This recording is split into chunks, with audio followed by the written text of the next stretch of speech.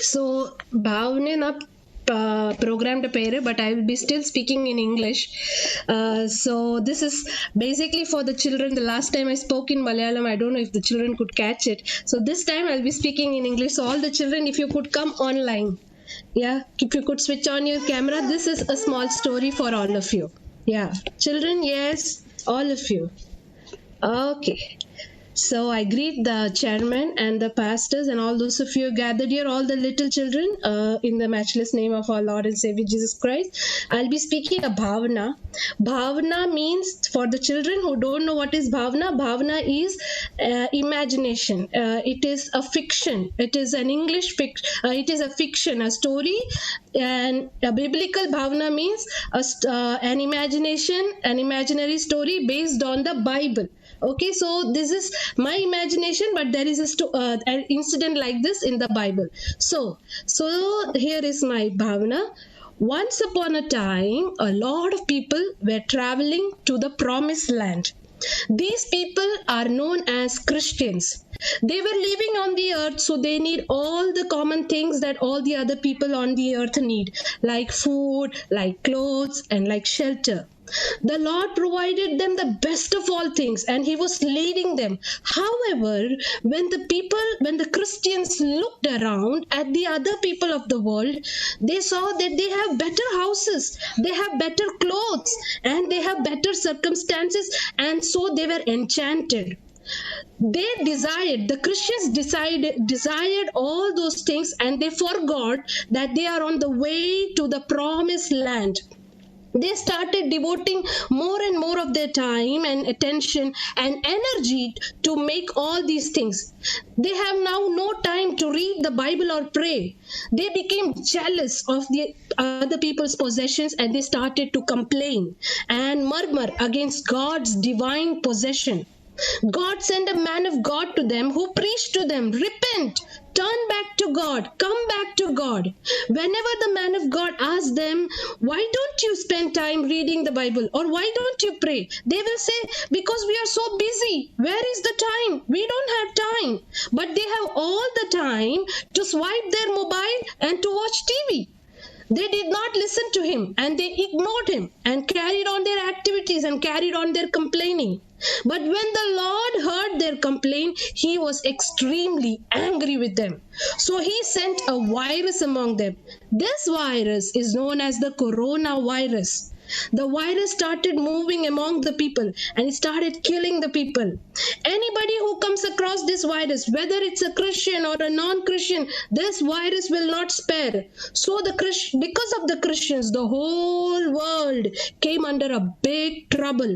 It started troubling the people. It caused many problems to the people. When the people saw the virus, they became very afraid.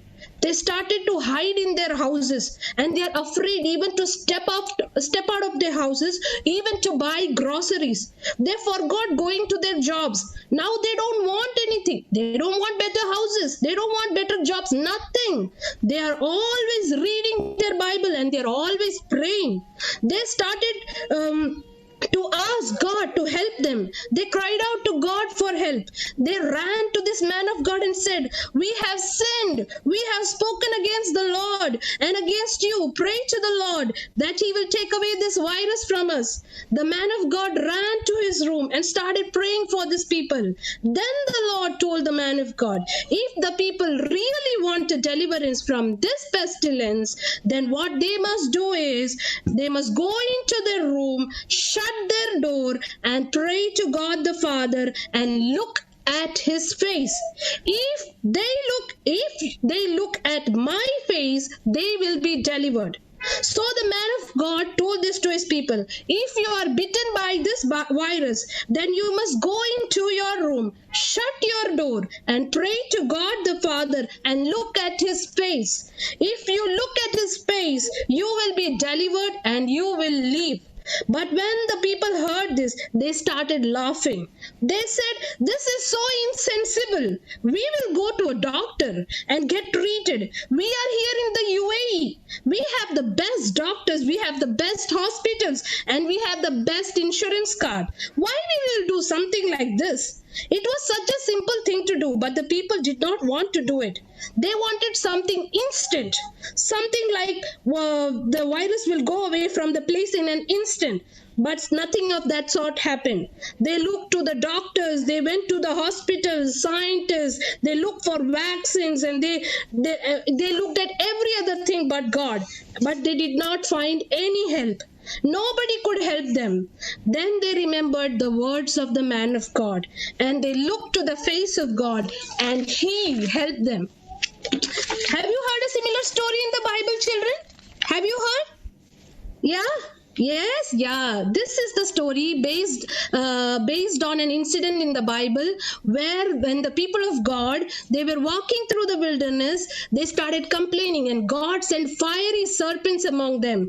And God asked Moses to make a bronze serpent, and those who looked at the bronze serpent will be saved.